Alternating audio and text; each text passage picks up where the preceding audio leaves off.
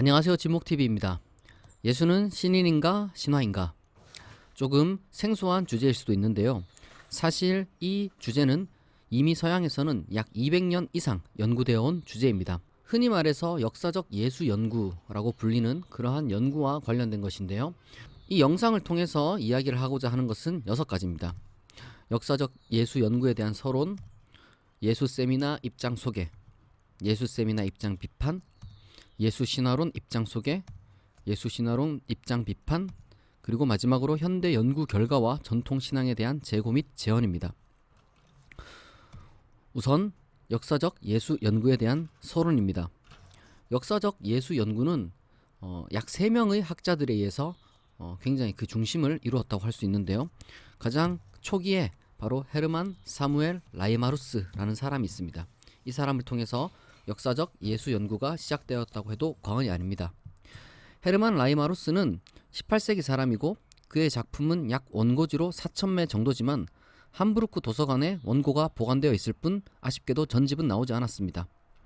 알베르트 슈바이처라고 해서 역사적 예수생애 연구사라는 책을 통해서 초기에 대한 연구들을 잘 정리를 해주었는데요. 거기서 슈바이처는 단언하기를 라이마루스 이전에는 역사적 예수 탐구 자체가 없었다고 했습니다. 비록 공간복음 문제 등으로 인해서 일종의 순서 조정이나 일부 이야기의 개작이나 발명에 대한 이야기는 간간히 있긴 했지만 본격적인 탐구는 라이마루스에 의해 시작되었다는 것이죠. 공간복음 문제가 무엇인지에 대해서는 이따가 조금 후에 설명을 다시 드리도록 하겠습니다. 헤르만 라이마루스의 주장에 의하면 예수 자신의 설교와 그리고 제자들 혹은 사도들이라 불리는 자가 쓴 것이 구별됩니다. 이를 파악하기 위해서는 유대적인 관점에서 예수의 설교를 살펴야 하고 형이상학적인 주장, 그러니까 삼위일체론적인 신의 아들, 이런 교인은 제쳐두어야 한다는 것이죠. 예수는 메시아적인 자의식을 갖고 회개와 임박한 하나님 나라를 설교했습니다. 하지만 그는 실패했습니다. 말하자면 십자가 처형을 당한 것이죠. 예수 그리스도가 십자가에서 엘리 엘리 라마 사박다니, 나의 하나님 어찌하여 나를 버리셨나이까 라고 했던 그 외침은 실제 절규였습니다. 제자들은 예수의 이러한 실패에 충격을 받았고 그리고 대안적 메시안상을 만들어냈습니다. 이 일을 위해서 제자들은 예수의 시체를 훔치고 묻어버린 다음에 그가 부활했다고 선포했습니다. 단 이 일을 위해서 시체가 완전히 사라질 때까지 50일이 지난 뒤에 선포했던 것이죠. 이것이 바로 라이마루스의 이론입니다. 다음 다비드 프리드리 슈트라우스입니다. 이 사람은 역사적 예수 연구의 중심이라고 할 수 있습니다. 아까 말했던 그 슈바이처는 자신 시대에 이르기까지 역사적 예수 연구는 슈트라우스 이전과 슈트라우스 이후로 나뉜다고까지도 말했습니다. 슈트라우스는 복음서가 신화적 각색이라고 주장했던 인물 중 한 사람이었습니다. 물론 그럼에도 불구하고 슈트라우스도 예수의 메시아 의식만큼은 역사적이라고 생각을 했습니다. 그리고 슈트라우스는 인자라는 표현에 집중했습니다. 예수의 메시아 의식과 임박한 하나님 나라 설교를 예수의 것으로 확인시켜주는 것은 다름 아닌 그 가운데 있는 인자였기 때문입니다. 그래서 슈트라우스는 인자의 도래와 같은 것이 예수의 말이라고 생각했습니다. 이러한 예수의 강력한 메시아적 예언 설교에 감동을 받은 제자들 그리고 사도들은 예수의 죽음 이후, 다시 말해서 후속 작업을 통해서 예수의 죽음의 속죄의 의미 그리고 부활 이런 것들을 덧붙여서 그가 말한 그리고 그가 바라던 그의 사상을 완성했다는 것이죠. 이것이 바로 슈트라우스의 이론입니다. 그리고 세 번째로 중요한 사람이 바로 브루노 바우어입니다. 예수 신화론의 시초라고 할 수 있습니다. 예수 신화론이란 여러분 잘 아시다시피 예수가 제우스나 아니면 헤라스클레스 같은 그런 신화적인 혹은 전설적인 인물이지 실제 역사적인 인물은 아니라는 그런 내용입니다. 이에 대해서는 다시 후에 조금 더 자세히 설명하도록 하겠습니다. 브루노 바우어 경우 브루노 바우어는 먼저 요한복음의 예술성을 높이 평가했습니다. 바우어는 요한복음을 순수 창작품으로 보았습니다. 그리고 이 생각은 곧 다른 복음서에게도 적용되었습니다. 다시 말해서 다른 복음서라고 해서 순수 창작이 아닐 이유가 무엇인가 이런 번뜩임이 있었던 것이죠. 그러면 아무리 이것이 순수 창작이라 할지라도 그 내용의 자료가 있을 것이다. 이렇게 그는 추측을 했습니다. 바우어가 주장한 복음서의 자료는 다름 아닌 바로 당대의 메시아 대망이라는 민중의 열망이었습니다. 그리고 그것은 일종의 공통 감각이었죠.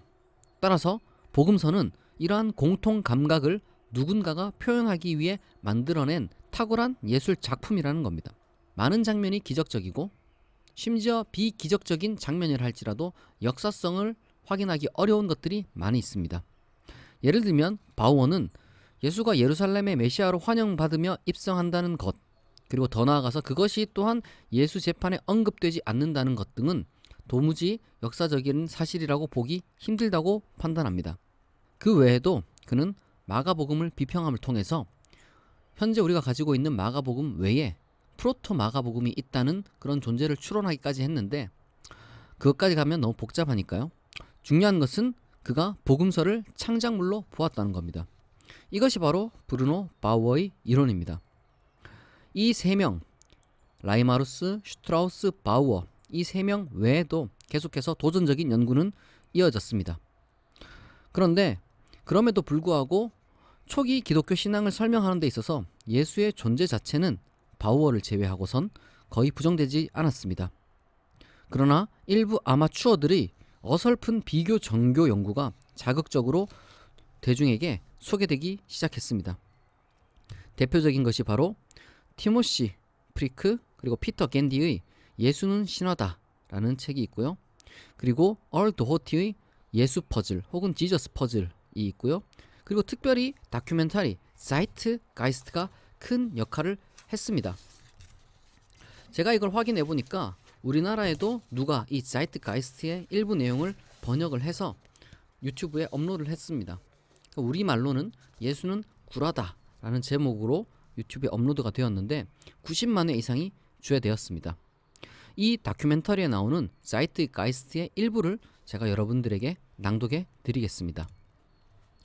호루스, 이집트, 기원전 3000년 12월 25일 출생, 이시스 메리 처녀 수태, 동방의 별이 출생을 지켜보았고 탄생 후 3명의 왕에 의해 숭배됨, 12살에 신성한 지도자가 됐으며 30살에 아누프라는 성직자에게 세례를 받고 성직 생활을 시작함, 12명의 추종자와 함께 방랑하며 병자를 치료하고 무리를 걷는 등의 기적을 행함, 진리, 빛, 목자, 신의 양, 주의 아들 등으로 알려짐, 타이폰의 배신으로 십자가에 못 박힌 후 죽은 뒤 3일 후 부활함, 아티스, 그리스, 나나 처녀 수태, 기원전 1200년경 12월 25일생, 십자가에 못 박힘, 3일 후 부활, 크리슈나, 인디아, 기원전 900년경, 데바키 처녀 수태, 동방의 별이 그의 출생을 알림, 제자들과 기적을 행함, 죽은 후 부활, 디오니소스, 그리스, 기원전 500년경, 처녀 수태, 12월 25일 출생,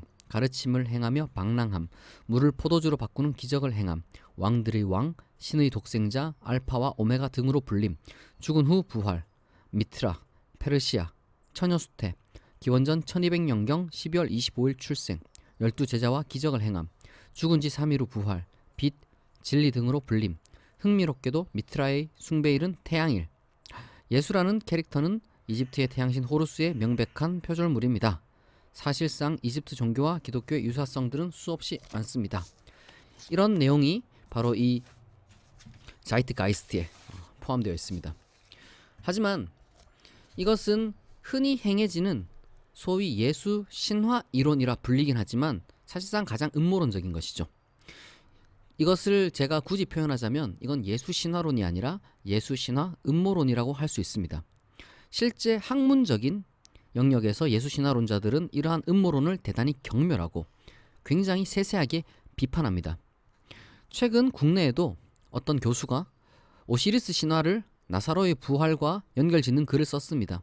하지만 그 내용도 전형적인 신화 음모론자로 분류되는 톰 하퍼의 이교도 그리스도에 나오는 내용이고, 제가 차후에 말할 대표적인 예수 신화론자인 로버트 프라이스에게 신랄한 비판을 받은 내용이기도 합니다.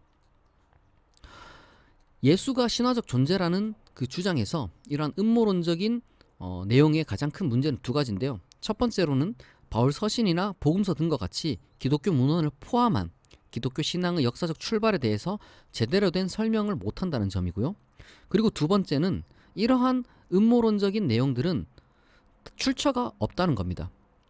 단적인 예로 세계적인 기독교 학자인 바트 어만이라는 학자가 2012년에 예수는 존재했는가라는 책을 썼는데요. 그는 오시리스에 대한 저러한 신화 음모론자들에 대해, 물론 오시리스뿐만 아니라 아까 제가 읽어드렸던 그 모든 그 평행들에 대해서 특별히 티모시 프리크와 피터 겐디를 겨냥하며 그는 이렇게 말을 합니다. 예를 들어 오시리스가 12월 25일에 새 목자 앞에서 태어났다는 증거는 무엇인가? 그가 십자가에 못 박혔는가? 그리고 그의 죽음이 죄에 대한 속죄를 가져왔는가? 죽은 자 가운데서 부활함으로써 지상생활로 돌아왔는가? 사실 고대의 어떤 출처도 오시리스나 다른 신들에 대해 그런 말을 하지 않는다. 그러나 프리크와 겐디는 이것이 상식이라고 주장한다. 그리고 그들은 19세기와 20세기의 다른 작가들을 인용하여 그것을 입증한다. 그러나 저 작가들도 역사적 증거를 인용하지 않았다. 즉, 이 내용은 프리크와 겐디가 어디에선가에서 읽고 단순히 믿어버린 주장에 근거한 것이다. 이것은 제대로 된 역사 연구가 아니다.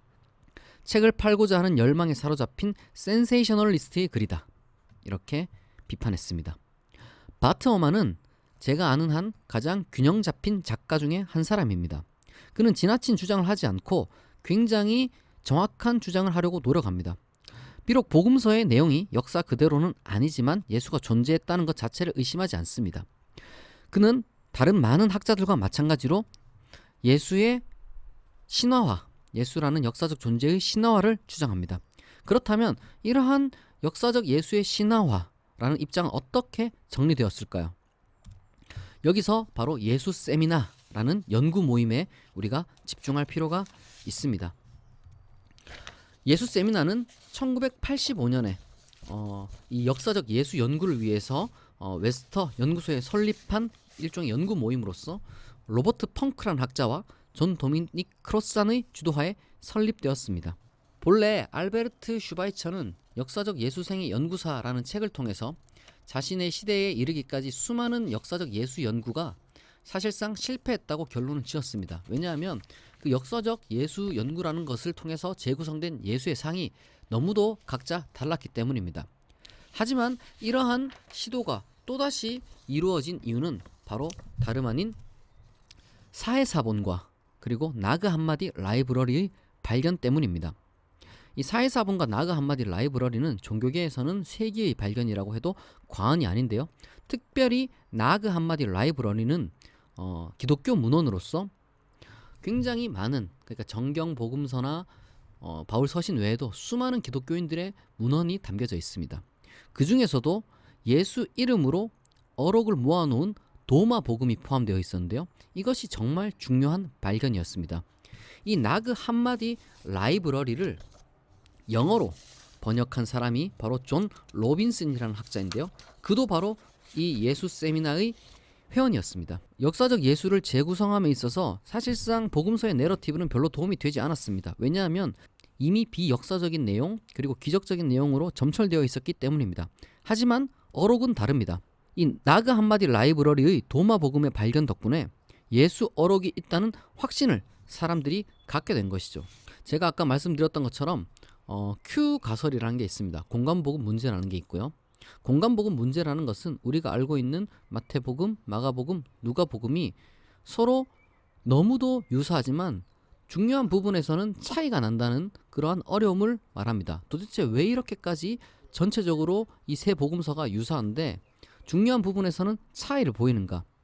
이것을 해결하기 위해서 Q 가설이라는 것이 등장합니다. 우리가 Q라고 부르지만 실제로는 독일어 크벨레에서 온 것으로 영어로는 source에 해당합니다. 다시 말해서 이 공간 복음이 참고했던 원래의 자료가 있을 것이고 그것을 이제 Q라고 부르는 것이죠. 그리고 그것은 아마도 예수 어록일 것이라는 그런 추측입니다. 그리고 이 예수 어록 가설 혹은 Q 가설은 도마 복음의 발견으로 더욱 힘을 얻게 되었습니다. 예수 어록을 결정하는 문제는 매우 중요했습니다. 왜냐하면 무턱대고 그것을 다 받아들일 수도 없을 것이고 그럼에도 불구하고 이것을 만약에 구별해낼 수 있다면 예수가 어떤 존재인지 그 상을 결정할 수 있다고 믿었기 때문입니다. 그래서 예수 세미나는 그 진위성을 확인하기 위해서 세 가지 기준을 세웠는데요. 가장 대표적인 것이 바로 당혹감의 기준입니다. 하나의 예를 들자면 세례 요한에게 예수가 세례를 받는 장면과 같은 것은 예수의 신성에 방해가 되는 당혹스러운 것이지만 역사적 사실이므로 복음서에서 삭제될 수 없었다. 이런 것이 바로 당혹감의 기준입니다. 또한 짧은 설교 같은 기준도 있었는데요. 이런 것들은 실제 예수의 말이라고 볼 확률이 높습니다. 왜냐하면 긴 내용이 아니라 짧은 내용은 기억되고 전승되기에 충분했기 때문입니다. 따라서 비유 같은 것이 원래 예수의 것일 확률이 높다는 것이죠. 그리고 마지막으로 하나님을 아버지로 부르는 것과 같은, 예를 들면 아람어의 아바라고 하는 그런 표현과 같은 것이 일종의 새로운 종교적인 메시지를 담고 있는 것이기 때문에 그것 역시 예수의 것일 확률이 높다고 주장합니다.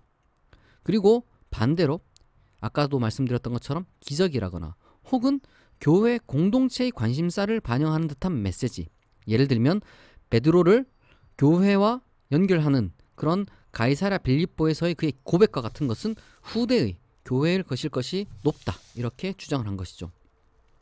이 예수 세미나 회원들은 동시대에 평행하는 구절들을 분석하고 그리고 또한 구약 인용도 검토하는 등 복잡한 연구를 통해서 약 500여 개의 구절을 두고 치열하게 투표를 거쳐서, 그리고 도마 복음을 포함하여서 예수의 어록 가능성이 높은 것부터 낮은 것까지 색을 칠했습니다. 레드, 핑크, 그레이, 블랙 순입니다. 말하자면 레드는 가장 그 진정성이 높고 블랙은 진정성이 없다, 이렇게 확인하시면 되겠습니다. 그리고 이것을 책으로 냈는데요. Five Gospels라는 책입니다.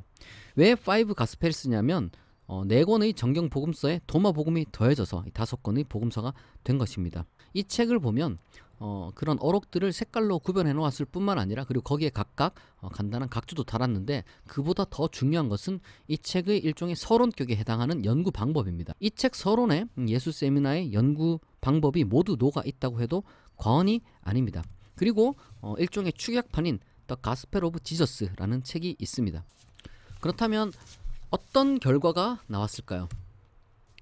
안타깝게도 연구의 한계가 여실히 드러났습니다. 여전히 너무 많은, 그리고 일치하지 않는 예수의 상들이 똑같이 나타났기 때문입니다.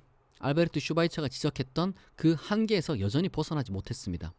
그래서 예수 세미나의 회원이었던 로버트 프라이스라는 학자는 역사적 예수가 만약 존재했다면 메시아적 왕, 진보적 바리새인, 갈릴리 샤먼, 마술사, 헬라의 현자일 것이다. 하지만 그는 동시에 그들 모두가 되어서는 안 된다라고 비판했고요. 크로산도 그러한 다양한 학문적 난처라는 식으로 표현하기도 했습니다. 말하자면 실패를 인정해야 되는 것이죠. 그래서 예수 세미나를 비판하는 사람들이 생겨나기 시작했습니다. 특별히 예수 세미나의 회원이었다가 그리고 탈퇴하고 예수 세미나 연구를 비판하고 예수 신화론자가 된 신약학자이자 조직신학자가 있습니다. 바로 방금 인용했던 로버트 프라이스입니다. 로버트 프라이스는 1981년에 조직신학 박사를 한 뒤 1993년에 신약 박사학위를 또다시 취득했습니다. 비록 같은 신학이지만 이중학위 소유자죠. 그럼에도 불구하고 그는 어느 신학자보다도 비종교적이라고 할 수 있습니다. 그는 예수 세미나의 비학문적이고 편향적인 연구 방식을 비판했습니다. 앞서 말한 대로 로버트 프라이스는 예수 세미나에 참여했던 학자이기 때문에 그도 역시 복음서의 각각의 이야기 단위를 두고 투표를 했습니다. 그러나 그는 이야기 단위의 예수 세미나의 진정성 평가에 이의를 제기합니다. 특별히 예수 어록에 대해서 더욱 그러했던 것이죠. 예를 들어 솔로몬의 어록이란 이름으로 모인 수집물이 실제 솔로몬이 한 말이라고 당연히 받아들이는 학자는 거의 없는 데 비해서 프라이스가 볼 때 신약학계, 이 예수 세미나 회원들은 예수 어록이라는 것을 당연히 예수에게 귀속시키려는 경향이 있다는 것이죠. 그리고 그러한 특별 취급에는 아무런 근거가 없다는 것을 그가 확인했고, 그 이후에 단순히 투표로 결정하여 색을 입혀 출판한 책, 그것들을 비판하고 거기서 결정한 레드와 핑크를 로버트 프라이스가 개인적으로 검토한 뒤 그것들도 동시대나 이전 시대로부터 여기저기서 짜집기 한 것에 불과하며 굳이 예수에게로 귀속시킬 이유가 없다고 할 수 있는 수준이고, 따라서 이미 선행하는 금원들을 통해서 내릴 수 있는 정직한 평가란 레드나 핑크가 아니라 그레이나 블랙이라는 겁니다. 그리고 로버트 프라이스와 같은 예수 존재에 대한 불가지적인 입장을 가지고 있다거나 신화적인 입장만 가진 이들뿐만 아니라 보수적인 학자들도 문제 삼는 것은 아까 제가 지적했던 대로 예수의 상이 너무 제각각이었던 거죠. 뭐 랍비, 선지자, 샤먼, 혁명적 지도자 등등 온갖 상을 다 제각각 갖춘 존재로 재구성될 수 있는데 동시에 그들 모두가 될 수는 없는 것이죠. 그러면 동일한 자료를 두고 이토록 다른 상이 나오는 이유는 무엇이냐? 바로 가진 자료 자체가 오염되었다는 것을 인정하지 못하고 연구를 진행했기 때문입니다. 로버트 프라이스는 현재 가진 자료는 오직 바울 서신과 그리고 또한 복음서뿐이며 바울 서신에는 전혀 예수에 대해 언급하지 않음을 지적합니다. 그리고 단순히 역사적 예수의 미언급이 문제가 아니라 바울이 쓴 것은 현실 교회를 향한 편지임에도 불구하고 문제 해결을 위해 예수의 가르침을 전혀 언급하지 않는다는 것이죠. 제가 그의 책 The Christ Myth Theory and Its Problems 일부를 인용해 보도록 하겠습니다. 서신서에 언급된 것이라고는 이 세상을 지배하는 악한 천사들을 물리치기 위해 하늘에서 내려온 그리고 신성한 영광 중에 재림 전까지 통치를 위해 하늘로 되돌아간 초자연적인 신의 아들뿐이다. 바울이 만약 예수의 가르침을 알았다면 왜 그는 논쟁적인 문제들을 예를 들면 로마에 세금을 내는 문제라거나 하나님 나라를 위해 독신이 된다거나 회중교육이라거나 이런 것들을 다룰 때 인용하지 않는가? 왜 바울은 종종 주의 명령을 언급하면서 모호한 방식으로 자신에게 주어진 카리스마적인 계시를 제시하는가? 왜 바울은 병자를 고쳤다거나 기적을 행했다는 이야기를 단 한 번도 언급하지 않는가? 어떻게 바울은 로마 제국이 의인을 벌하지 않고 악인만을 벌한다고 말할 수 있는가? 그리고 이어서 복음서에 대해서는 이렇게 평가합니다. 복음서 이야기를 테이블에 올려놓자. 그리고 보면 그 외에 아무런 역사적 자료가 없다. 예수에 관한 아무런 세속적인 전기 정보가 존재하지 않는다. 심지어 신앙과 관계없는 사실들조차도 면밀한 조사를 통해 사라진다. 예수는 나사렛에 살았는가? 아니면 예수가 나사렛이라는 분파의 일원이었다고 여겨졌다는 초기 개념의 과격한 재해석인가? 그는 몇 년 동안 목수로 일한 적이 있는가? 아니면 그 이야기는 군중들이 예수를 성경 전문가라는 말을 하기 위해 마치 랍비 잠언풍으로 목수가 아니었나, 목수의 아들이 어떻게 이것을 해결했지? 라는 식일 뿐이 아니었을까? 예수의 아버지 이름이 요셉인가? 아니면 갈릴리의 메시아 벤 요셉으로서 그의 초기의 인명의 역사화였던 것일까? 이런 식으로 계속해 나가고 우리가 답을 다 하게 되면 예수에 관해 남는 것이라고는 신앙의, 심지어 초기 기독교인들 사이에서 경쟁적이고 모순적이며 당파적인 신앙의 관심사뿐 그 외에 남는 것은 아무것도 없다. 이렇게 비판했습니다. 그렇다면 구체적으로 예수 신화론이란 무엇일까요? 제가 아까 바트 어만이라는 학자를 말씀드렸죠. 그리고 그 바트 어만이라는 학자가 2012년에 예수는 존재했는가? 라는 책을 썼다고 말씀드렸습니다. 이것은 예수 신화 음모론이라고 할 수 있는 것들에 대한 비판이었습니다. 이 책이 나온 뒤에 고대 로마 역사가, 신학자가 아닙니다. 그리고 기독교인도 아니에요. 고대 로마 역사가 리처드 캐리어에 의해서 매우 중요한 책 On the Historicity of Jesus가 출판됩니다. 이 책을 통해서 그는 누구보다도, 심지어 저 로버트 프라이스보다도 훨씬 더 철저하게 예수 신화론을 정립했습니다. 바트 어만이 이 책을 낸 후 2년 뒤의 책이었고, 그리고 또한 이 책, 자신의 책에 대한 모든 비판에 대해 그는 블로그를 운영하며 쉬지 않고 방어했습니다. 그는 바트 어만과도 그런 식으로 블로그 상에서 서로를 비판하고 또한 방어하고 그렇게 했는데요. 이것에 대해서는 제가 나중에 다시 설명하겠지만 사실상 그 둘의 블로그 내용들을 굳이 찾아볼 필요는 없습니다. 왜냐하면 약간 두 사람의 그 오해에 근거해서 비슷한 내용을 주장함에도 불구하고 오해에 근거해서 서로 싸웠고 심지어 그게 감정 싸움에까지 이어졌기 때문에 블로그를 통해서 서로 막말을 주고받았을 뿐 뭐 굳이 그게 제대로 된 그런 내용이라고 할 수가 없습니다. 그리고 그는 또 다른 책, 얇은 책을 썼는데요. 그는 Why I'm Not a Christian, 그러니까 원래 러셀이 썼던 그 책 제목이죠. 이 책은 굉장히 이 책은 단순히 예수 그리스도에 대한 것뿐만 아니라 많은 부분에서 자기의 어떤 무신론적인 세계관 전체를, 특별히 C.S. 루이스의 순전한 기독교를 겨냥하여 쓴 책이라고 할 수 있습니다. 이 책을 제가 리처드 캐리어에게 직접 요청을 해서 그 책의 번역과 무료 배포를 허락을 받았습니다. 단지 블로그 계제에 제한되어 있기 때문에 PDF 등으로 나누어 드릴 수는 없고 여러분들이 시앙스 앙피즈 블로그를 통해서 이 책의 내용을 직접 읽으실 수가 있습니다. 그리고 바로 저 On the Historicity of Jesus의 내용도 일일이 다 정리를 했는데 그 요약하고 정리한 분량이 수십 페이지가 돼요. 워드로는 한 50페이지가 될 것 같은데 아무리 발췌해서 읽어도 한 2시간 넘게 걸릴 것 같아요. 그래서 제 생각에는 예수 신화론의 입장을 어떻게 전달할까 고민하다가 그래서 우선 조금 길지만 I am not a Christian에 나오는 비유를 소개하는 것이 이해를 도울 것 같습니다. 조금 길지만 이야기체로 되어 있으니까 부담스럽지 않을 거라 생각합니다. 베트남 전쟁에서 히어로 구원자라는 이름의 한 병사가 기적적으로 태풍을 잠잠하게 만들고 상처를 치유하며 허공에서 음식과 물을 만들어냈고 포탄을 맞았지만 3일 뒤 다시 살아남은 뒤 자신들의 동료에게 어떤 명령을 하고 하늘로 올라간 사람이 있다고 내가 당신에게 말했다고 가정해보자. 내 말을 믿을 수 있는가? 절대로 못 믿는다. 당신은 분명 증명해보라고 요청할 것이다. 그래서 내가 가진 모든 증거를 당신에게 준다. 하지만 내가 가진 것이라고는 결코 히어로 구원자를 개인적으로 만나본 적 없는 사람이 쓴 막연한 전쟁 편지들, 빌, 밥, 칼, 조라는 사람이 30년 뒤에나 손으로 쓴 이야기뿐이다.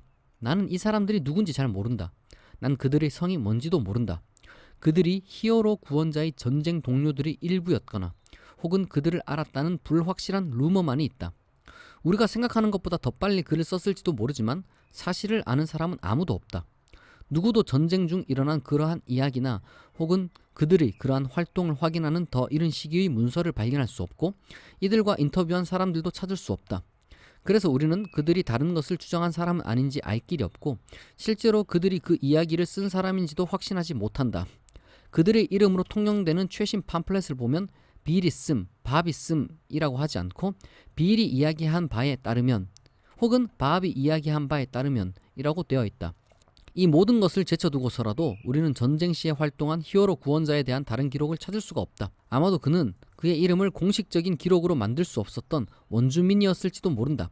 하지만 그 전쟁 역사가 중 단 한 사람도 그에 대해서 그의 놀라운 일에 대해서 심지어 분명히 광범위하게 알려졌을 그러한 것들에 대해 기록을 언급하지 않는다. 이처럼 연대도 늦고 확인도 되지 않고 출처도 없고 의심스러운 이야기의 미심적인 증거를 떠나 내가 당신에게 해줄 수 있는 최고의 것은 내가 언급한 일부 전쟁 편지, 즉 그 전쟁에 실제 참여한 병장, 자신의 마음을 바꾸어 스스로를 회의론자라 주장하는 그 병장의 편지들이다.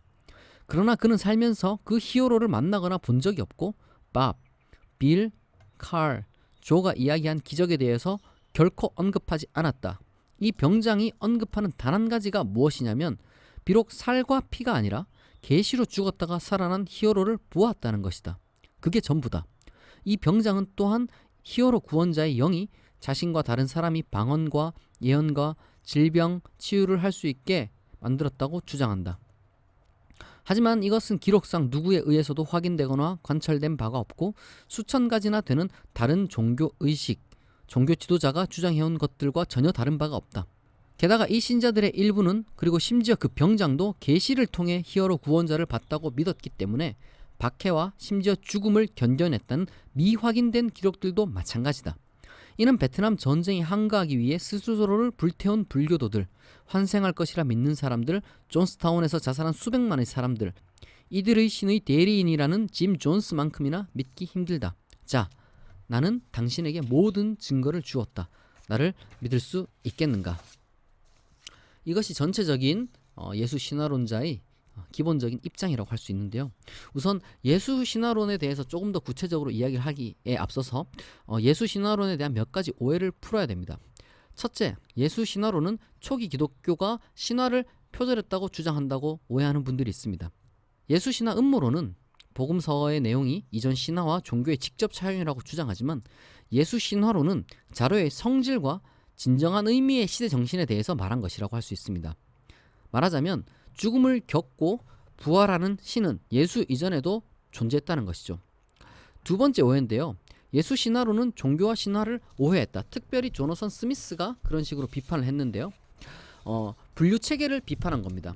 말하자면 황금가지라는 책의 저자로 유명한 제임스 프레이저는 죽음을 겪고 부활하는 신이 고대에도 흔했다라고 통합적으로 이야기를 했는데, 조너선 스미스는 순환하는 부활과 예수 그리스도의 부활은 분명히 맥을 달리한다는 식으로 비판을 했습니다.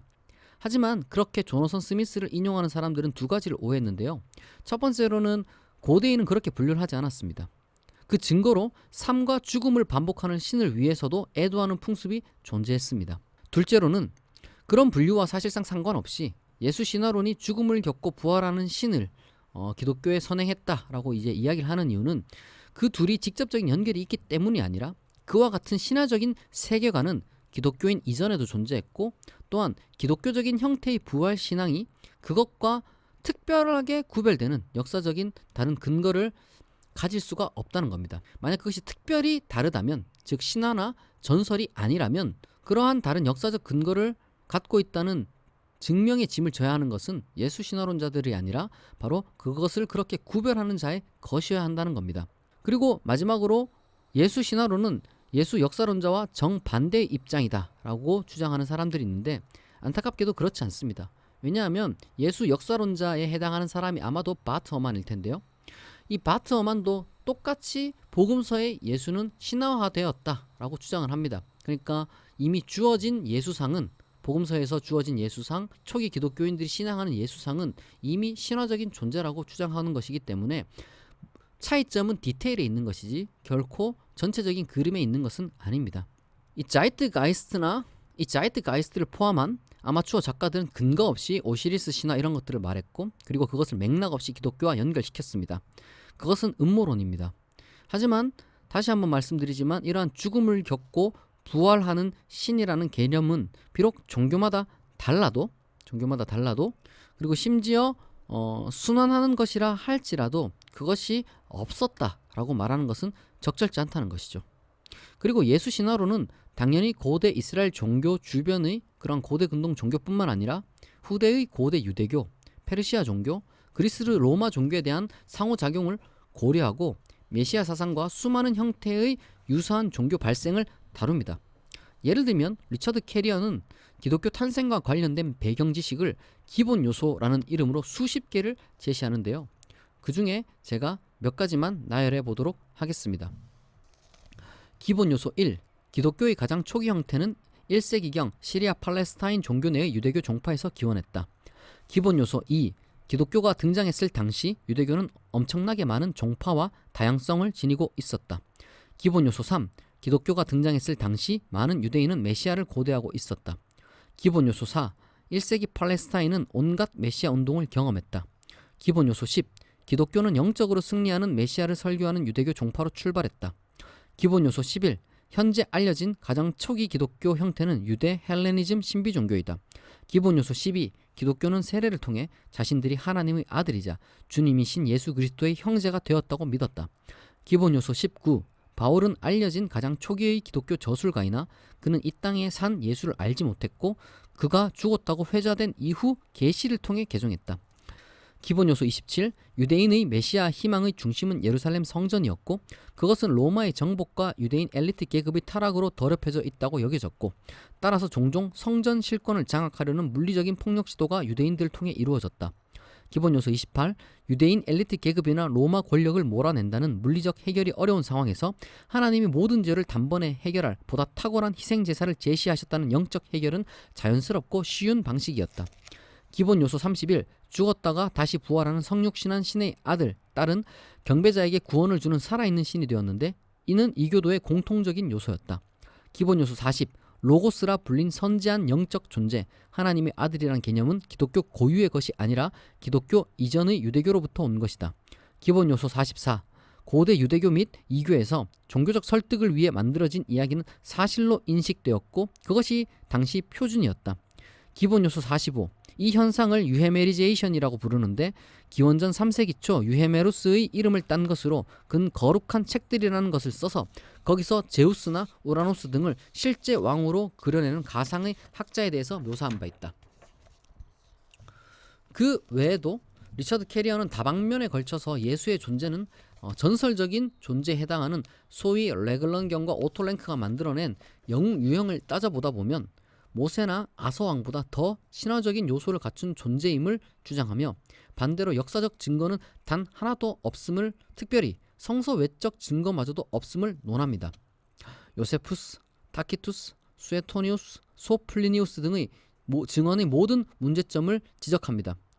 그리고 실제로 이것이 후대 기독교인에 대한 삽입이건 아니건 이에 대해서 논쟁이 있는데, 어쨌든 모든 역사적 예수 학자들도 그것들이 모두 1차적인 독립 증언이 아니라 기독교인의 설교, 기독교인의 캐리그마, 기독교인들의 선교 내용, 기독교인들이 예배 용어에 근거한다는 점을 다 인지하고 있습니다. 리처드 캐리어나 예수 신화론에 대해서 사람들이 종종 이들은 예수의 비존재를 증명한다고 노력한다라고 오해를 하고 있지만 그렇지 않습니다. 오히려 실제 모티브가 될 수 있는 예수가 불가지의 영역에 있다고 생각합니다. 말하자면 슈바이처의 결론과 크게 다르진 않을 수가 있습니다. 예수 세미나 학자들이 복음서의 예수상을 그대로 수용하지 않고 어떻게 해서든 찾아내려는 수고를 예수 신화론자들은 그것은 불필요하고 불가능하고 무엇보다 잘못된 노력으로 볼 뿐입니다. 복음서의 예수상은 신화적이다. 이것이 단순한 결론입니다. 실제로 역사적 존재에서 신화화가 되었다거나 아니면 신화적 존재를 역사적으로 그려내려고 했다거나, 이 아까도 말씀드렸던 것처럼 예수 신화론자들이나 예수 역사론자들 사이에 분쟁은 디테일에 있을 뿐 실제로 주장하는 바 자체는 다르지가 않습니다. 물론 예수 신화론도 하나의 이론에 불과하기 때문에 비판할 점이 많이 있습니다. 하지만 많은 사람이 리처드 캐리어의 두꺼운 책을 제대로 읽지 않고 비판하는데요. 대표적인 학자가 바로 레리 허타도라는 사람입니다. 사실은 그는 그렇게 읽지 않고 비판했다는 그 수치스러운 일을 자랑스럽게 자신의 블로그에 게재했습니다. 읽지 않고 캐리어를 비판했고, 그리고 그는 그 일을 바로잡지 못한 채 2019년 작년 11월 25일 세상을 떠났습니다. 리처드 캐리어는 당당하게 자신은 테니스 공을 상대편 코트로 넘겼다고 말했습니다. 그렇다면 지금 현재 그 공을 받은 사람은 아무도 없거나 아니면 헛스윙을 했는가? 그렇지 않습니다. M. 데이비드 리트와는 그 일을 매우 성공적으로 해냈습니다. 물론 이 데이비드 리트와라는 사람은 예수 신화론을 근본적으로 비판하는 것은 아니었습니다. 단지 예수 신화론의 몇몇 문제점을 지적할 뿐이죠. 그는 정경 복음서는 내용상 신화이지만 특정 목적을 갖고 역사의 모습을 갖추게 되었다는 이론을 전개하지만 예수가 존재하지 않았다라고 말하는 것은 지나치며, 리처드 캐리어의 이론은 또한 복음서 장르나 신화 및 신학에 대한 어느 정도의 오해가 있음을 지적했습니다. 리처드 캐리어가 수많은 근거들을 제시했는데 리트와는 그 중에서 가장 중요하게 여겨지는 영웅 유형 패턴, 천상의 그리스도, 죽음을 겪고 살아나는 신, 그리고 존재한 적 없는 영웅에 대한 캐리어의 근거들을 검토합니다. 영웅 유형 패턴은 아까도 말했지만 캐리어 본인의 것은 아니고 오토랭크와 레글런경의 것인데요.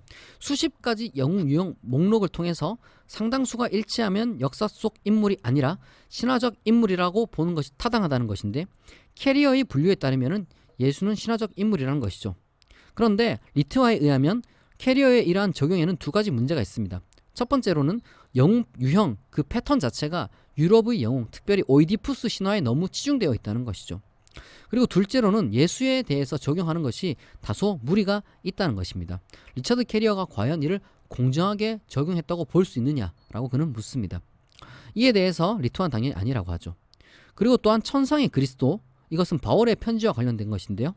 바울이 분명히 천상의 그리스도에 대해서 언급하긴 하지만 정말로 리처드 캐리어나 로버트 프라이스 등이 언급한 대로 역사적 예수에 대해서 전혀 언급하지 않고 오직 천상의 것들만 언급했느냐? 그렇다고 보기 힘들다는 겁니다.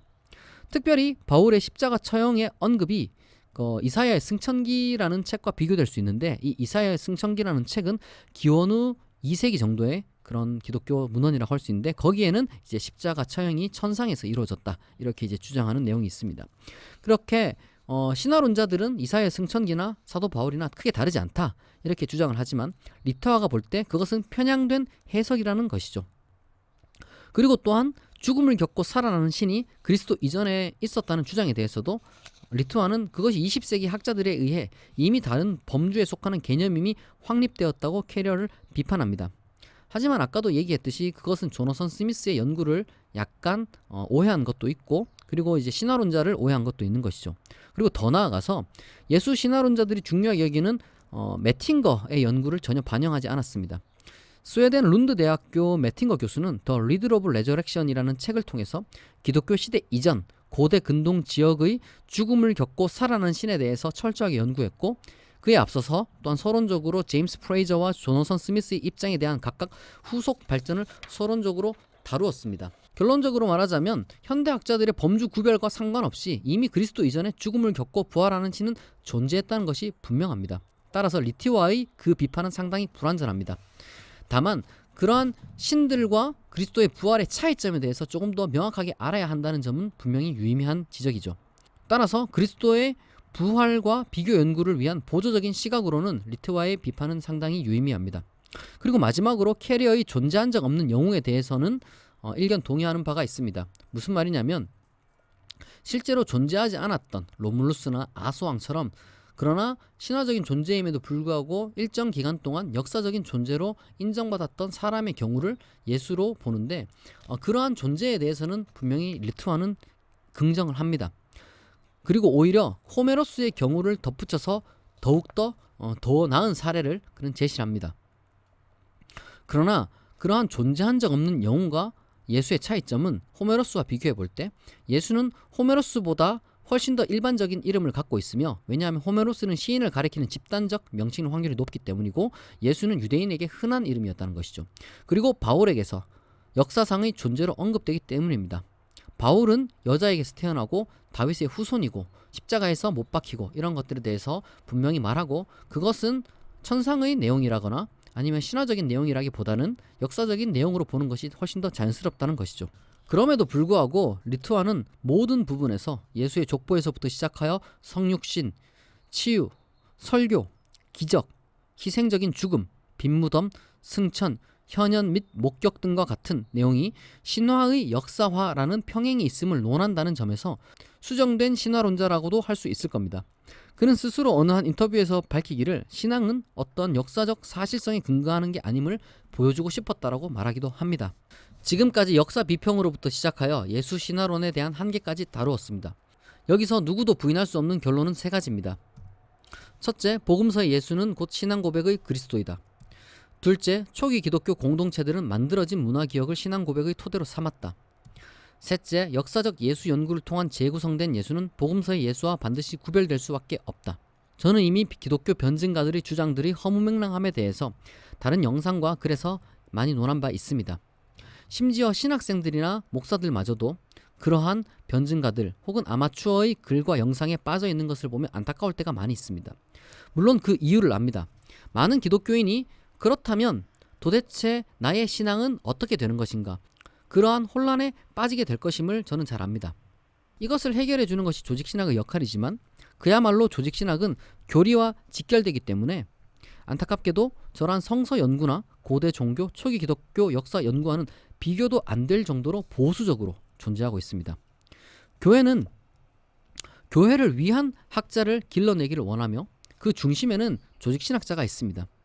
교회가 지금까지 가르치는 것을 부정하는 것은 결코 보통 일이 아닙니다. 유럽도 마찬가지죠. 유럽은 한국보다 확실히 열려있긴 하지만 언제나 대학과 교회의 갈등은 여전합니다. 신학자의 입장이 교회의 입장이 될 수는 없는 겁니다. 단적인 예로 가톨릭에서는 한스킹이 있고요. 그리고 또한 개신교에서는 게르트 류데만이 있습니다. 국내에는 정량모, 서공석, 이재민 신부가 있고요. 그리고 또한 개신교 측에서는 김재준 목사님이 있습니다. 따라서 이러한 현실을 반영하는 조직신학자를 만나는 것이 쉽지가 않습니다. 20세기 개신교 최고의 조직신학자 아우프시 누구라고 할 수 있을까요? 칼 바르트라고 할 수 있을 겁니다. 이 바르트 신학의 중심엔 부활의 역사성이 있습니다. 또한 그의 뒤를 잇는 20세기 조직신학자 몇몇을 떠올려 봅시다. 볼파르트 판넨베르크가 있고 위르겐 몰트만이 있을 수 있습니다. 그들도 부활에서 단순히 기적 그 이상의 의미를 찾으려는 그런 노력을 하지만 어쨌든 기본적으로는 부활의 역사성에 근거를 둡니다. 말하자면 의외로 역사적 예수 연구를 잘 적용한 조직신학자를 찾는 것이란 쉽지 않다는 것이죠. 실제로 교리란 매우 셀 수 없이 많은 부속품으로 구성된 정교한 시계 같아서 나사 하나만 빠져도 작동을 하지 않는 그런 체계입니다. 하나를 조정하면 나머지 100개도 다 조율해야 됩니다. 이게 보통 일이 아니죠. 엄두가 나지 않을 법합니다. 거기다가 교회의 반대도 받습니다. 따라서 이런 일에서는 평신도의 지지, 많은 사람들의 지지가 굉장히 중요합니다. 그리고 또한 우리가 초기 기독교의 연구를 다시 한번 살펴볼 필요가 있습니다. 소위 초기 기독교의 삼위일체론과 기독론에 대해서, 그리고 그들을 이단으로 정죄했던 그 역사에 대해서 우리가 재고해 볼 필요가 있는데요. 사실상 그들의 논쟁의 역사는 초기 기독교 신앙이란 정해진 것이 아니었음을 보여준다는 겁니다. 비록 오늘날의 많은 기독교인이 니케아 콘스탄티노플 신조를 초기 기독교 신앙의 최후의 공통 분모로 여기는 경향이 있지만 실제로 그것은 상징적인 의미일 뿐 그것을 있는 그대로 이해하거나 받아들이는 기독교인은 없다고 할 수 있습니다.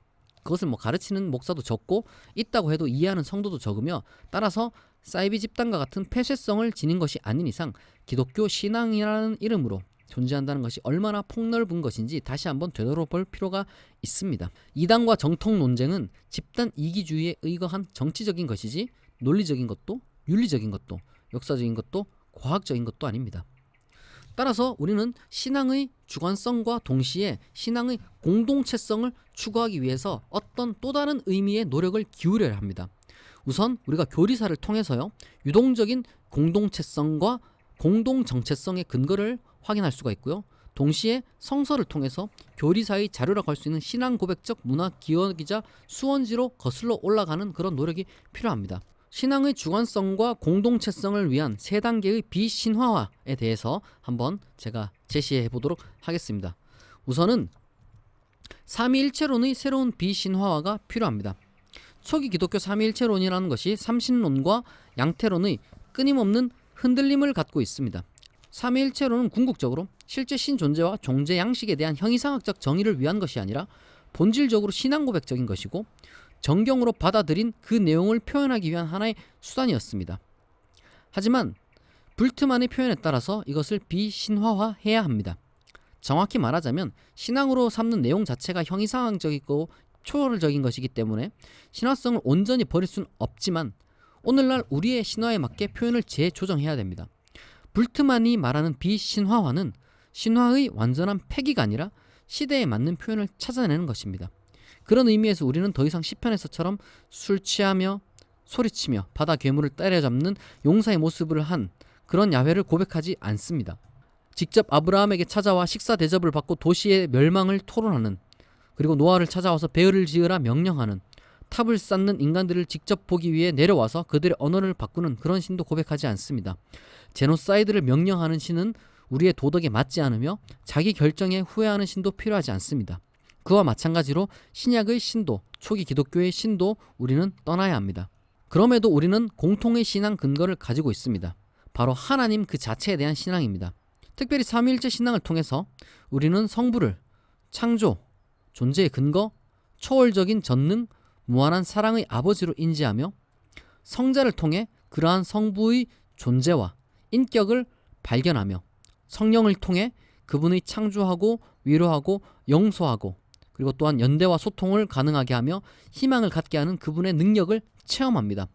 성부, 성자, 성령에 대한 소위 경륜적 삼일체에 대한 이러한 고백은 공동체적입니다. 초기 기독교에서부터 이어지는 것이죠. 그러나 그 이상 존재론적 삼일체에 대한 사색은 개인적입니다. 신앙은 그런 의미에서 주관성과 공동체성을 동시에 가질 수가 있습니다. 하지만 공동체성이란 다시 한번 말하지만 그와 같은 문화 기억에 근거한 신앙 고백의 형식에 있을 뿐 결코 객관화할 수 있는 것이 아닙니다. 따라서 우리는 신앙 고백들을 다양하게 존중하며 그리고 또한 그러한 다양한 신앙 고백의 토대가 되어준 성서를 믿음으로 공유 자산으로 우리는 수용합니다. 한편으로 기독론에 대한 비신화도 필요합니다. 예수 그리스도에 대한 초기 기독교의 온갖 이론들, 에비온파부터 시작해서 네스토리우스, 아폴리나리우스, 유티케우스, 아리우스 등 그들의 모든 입장은 그리스도를 다양하게 이해했다는 증거라고 볼 수 있습니다. 복음서에 예수를 또한 하나님의 사랑을 가장 잘 드러내는 다양한 하나님의 아들의 이상으로 볼 때 저 모든 연구와 신앙은 양립 가능합니다. 왜냐하면 본래 신앙이라는 것이 논리를 넘어서는 그 무엇이기 때문이죠.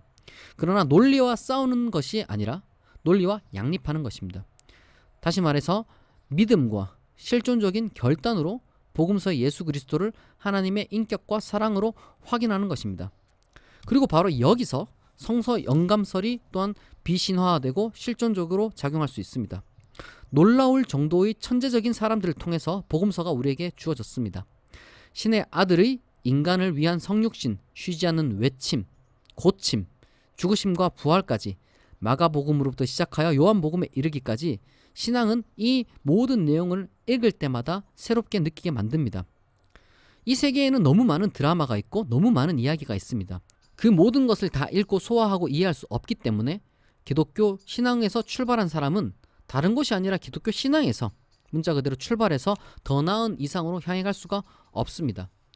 마찬가지로 불교 신앙에서 출발한 사람은 불교에서 출발할 수밖에 없는 것이죠. 그리고 기독교와 불교라고 이름을 나누긴 했지만 결국 각자 또한 구체적으로 들어가면 세부적인 차이가 있습니다.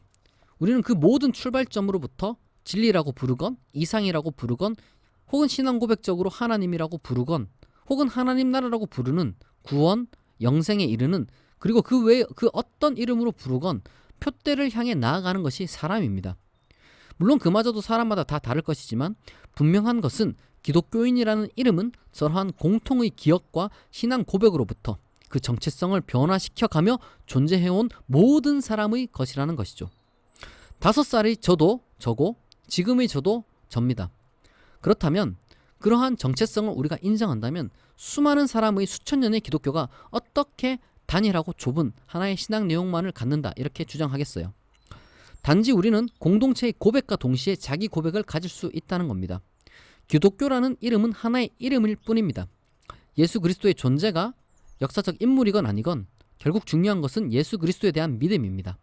다름 아닌 복음서에 나타난 예수를 주로 그리스도로 고백하고 계시된 하나님의 아들로서 그리고 따라서 계시된 하나님의 아들이기에 하나님의 존재와 인격 무엇보다도 하나님의 사랑과 하나님의 목적인 하나님 나라를 계시한 분임을 우리가 믿느냐 믿지 않느냐 이것이 바로 핵심입니다. 십자가 죽음이 죄 용서를 부활이 미래를 약속하는 하나님의 표현임을 믿느냐 이것이 중요한 것입니다. 사랑 고백이라는 것이 때로는 시적일 때 아름다운 것처럼 신앙도 때로는 신화적일 때 숭고할 수 있습니다. 조직신학은 이제 교리의 반복과 변호가 아니라 시대에 맞는 새로운 신앙 고백의 표현을 찾아내야 하는 직무를 가진 그야말로 교회를 위한 신학이며 동시에 건강한 인간상을 위한 사회의 한 축을 담당하는 당당한 학문이 될 수 있을 것입니다. 지금까지 경청해 주셔서 감사합니다. 진목TV였습니다. 좋아요와 구독, 알림 설정은 하나님 사랑입니다.